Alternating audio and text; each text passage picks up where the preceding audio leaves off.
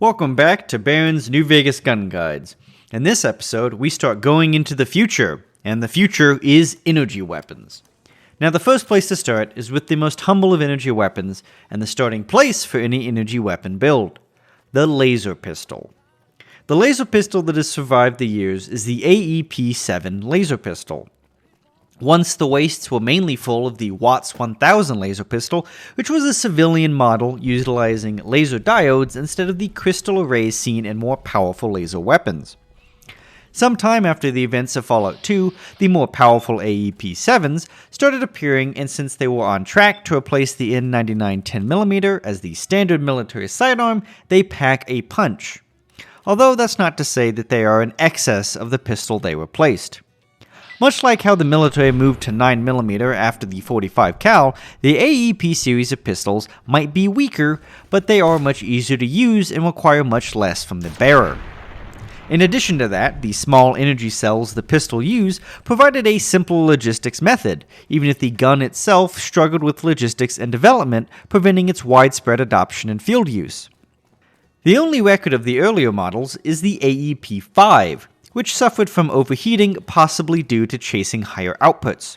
If the Zhurong V418 Chinese pistol is any indication, weight, reliability, and personal danger were a huge hurdle to energy weapon development. However, what they got in the end was a great weapon on paper. It had a generous battery size, tight shot grouping at range, resilience to wear and tear, even after extended use, and had enough damage output to be used as a sidearm for groups like the military, and in the future in the forms of the Brotherhood of Steel and Enclave. According to design notes, it was a complete revamp of the AEP-5. It features a redesigned focusing crystal pattern, an improved photonic focusing chamber, and an adjustable laser focus, including wavelength, pulse energy, and repetition time. Finally, it was lighter and more portable. It really seemed like a few steps to the future at one time. And it was made in great numbers, although as before, it struggled with distribution. Now, the AEP-7 can be found in the Mojave Wasteland in the Capital Wasteland, seemingly broken out of Enclave and other military stockpiles. While the Brotherhood of Steel does covet technology like this, the AEP series of pistols are seemingly so common and simple that this pistol is everywhere and can be recreated by the likes of the Van Graffs, and by that regard they are treated as backup arms for every member of the Brotherhood and aren't as sought as some other weapons. In the Commonwealth, however, the AEP-7 for some reason is not available, and instead the AER-9 laser rifle is cut down and modified en masse. We can only assume that that's just what happens in Boston, I guess. And it's also to guess that they don't like the portability of the SEC and prefer the firepower of the MFCs. The AEP-7 laser pistol won't be melting any super mutants in one shot, but they are a sharpshooter's dream with their instant travel, great accuracy, and minimal recoil. The AEP-7 laser pistol is the entry pistol for energy weapons, and is more comparable to the 9mm pistol, fulfilling the same function. However, its damage is still very low, at only 12 damage per shot, which is 4 lower than the gun skill equivalent. But with a fire rate of 3.8 shots per second, it ekes out a comparable DPS to the 9mm at 45 damage per second. It should be noted that this is the same damage as its Fallout 3 version, but in general, gun skill guns are far stronger in New Vegas than they were in DC. What it does have over guns is ammo capacity, as each time you slot in a small energy pack, it's worth 30 shots, and with a reload of 3 seconds, it has a much longer sustained DPS, but with the reload included, its DPS is similar to the 9mm again, at 32.7 damage per second. There really is no way around it, the base damage is low. And it is a cheap VATS contender, costing only 15 AP to shoot, and it does have a fine starter ratio of 0.8 damage per AP. Sadly, all these values are worse than the 9mm pistol, except in absolute cost for VATS. But let's look at the accuracy. While it lacks any physical kind of iron sights, it will zoom and focus in. It also makes up for this inaccuracy, as it is 7 times more accurate than the 9mm pistol, with a spread of only 0.1. This is better than any other pistol in the game, with only a few pistols sharing this value. Combined with the hit scan or instantaneous traveling, then the laser pistol will surprise you with how pinpoint it is. Now, its critical performance is also great. It has a 1.5 times multiplier for double damage. Just something about the precision of a laser makes those attacks hurt more frequently. New to energy weapons is also critical kill meltdowns. Getting the final hit with a critical with a laser weapon will cause the enemy to turn into a pile of ash, which is a visually interesting effect and has some perk interactions. It is also an improved holdout weapon, and yes, that includes all of its variants.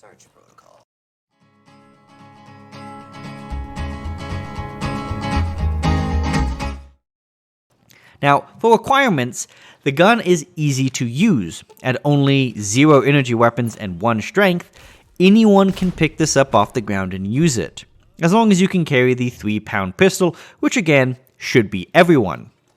For those wanting to try energy weapons, this is definitely the way to start, when the wasteland isn't too hostile. For cost, there's little cheaper. For being such a popular and common weapon, it does make sense. At only 175 caps, it hardly breaks the bank, but it also doesn't serve as a lucrative business to repair these. Sadly, it does not take mods, which could turn it into a better holdout weapon, but the GRA variant does, and that is also a holdout weapon. It will be covered in the Energy GRA roundup later on, so for now, we will skip it. And that brings us to durability. For 175 caps, you get a gun capable of shooting 995 shots of standard small energy cells. Now, weapons firing these cells have the option of 4 ammo types in the base game. The bulk ammo gives you 1,172 shots, the overcharge ammo gives you 662 shots, and the max charge gives 395 shots. Now, what are the cost of those? Standard is 2 caps per shot, and it does have an innate -2 DT, which gives them some extra punch against lightly armored enemies, but it gives no benefit against completely unarmored enemies. The overcharge is 3 caps per round, and can be made at a ratio of 3 standard to 2 overcharge cells, provided you have the requisite science skill. It increases damage by 25%, reduces enemy DT by 5, but increases the wear by 50%. It's a small sacrifice for what is at the end of the day a lot of damage. The max charge ammo is also 3 caps per round, but it takes 5 standard cells for 2 ammo when crafting. Now, this ammo lets the laser pistol punch straight through metal armor, almost, with a DT modifier of -10.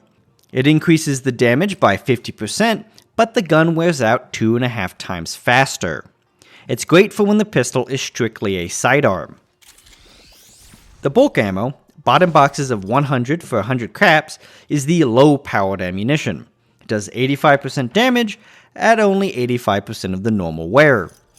And for those that play with the Legion, it should be noted that they can get hundreds or thousands of cells from Caesar's favor, which weirdly makes Legion players have one of the easiest energy playthroughs.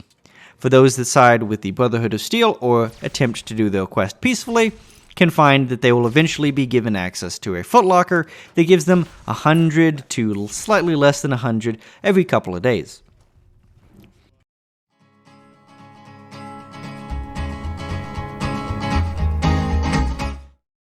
Now, there is a unique laser pistol, and it is found in the hands of Alan Marks, a killer of legend who is looking to collect Sunset Sarsaparilla Star bottle caps for the accursed treasure. As such, he and his custom laser pistol can be found at the Sunset Sarsaparilla HQ, and only by collecting 50 stars can you gain entrance.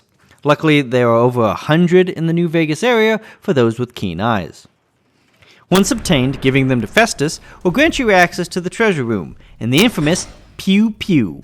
The Pew-Pew is an AEP-7 laser pistol colored in the livery of Sunset Sarsaparilla, but features an extra 2 capacitors and an adjusted focus screw.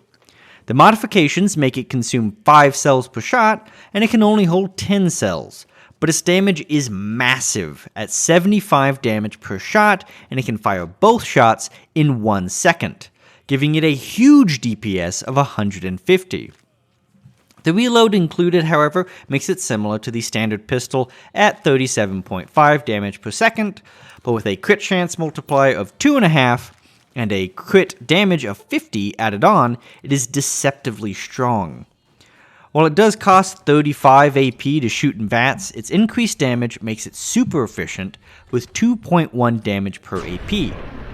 It is also comparably durable. Although it's only 395 shots, that does not mean cells.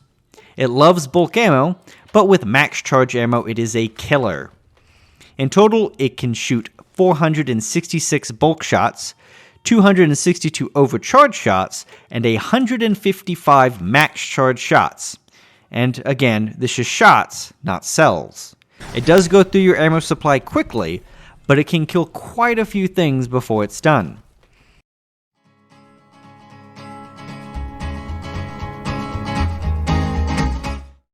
It also has the same very low requirements, making it one of the best starter weapons next to the Rat Slayer. For those that just want to sell it and don't have any interest in energy weapons, the Pew-Pew is also worth a cool 2,500 caps, but it is such a unique weapon that you really shouldn't. The only thing that's let down is its quest, and the fact you have to find those 50 bottle caps makes it incredibly difficult to get very early unless you rush it. There is a weaker version as well of the base pistol that is a quest item. The missing laser pistol, as it is known, is for the unmarked quest pistol packing. Of note is that as long as it is not turned in, it will never be removed from your inventory, ever. It however cannot accept any other ammo but standard. Now where to find the normal one? Well, Doc Mitchell will give you one if you tag energy weapons, as well as having one as in-house. Close by in Good Springs Caves, 2 can usually be found on the bodies, and in fact the Bright Brotherhood followers in between Jean's Skydiving and Sloan or Prim's Pass can't have them. Vault 22, the Helios 1 entrance deck, and Meyer Stein's desk in Nipton all have examples, with the Hidden Valley Bunker being absolutely full of them. Finally, several can be bought from the Van Graffs and Freeside, the Vendatron and the Quartermaster Barden, Barden being in the Hoover Dam, and occasionally Fiends will have them, especially the ones outside Vault 3, as well as a few Van Graff thugs. And for those that really want to upset the order, the Brotherhood of Scribes and Bright Brotherhood followers can have them, although you probably won't have to descend to stealing them or killing for them, as there are so many of them. The laser pistol and energy weapons in general used to be the higher tier of weapons in the Fallout series, but with the rebalancing under the eyes of Jay Sawyer, though energy weapons evolve with guns instead of strictly being better than their gunpowder cousins. The laser pistol is the first place you see this, but with the right perks and ammo, the energy weapons can shine just as bright and burn all the more.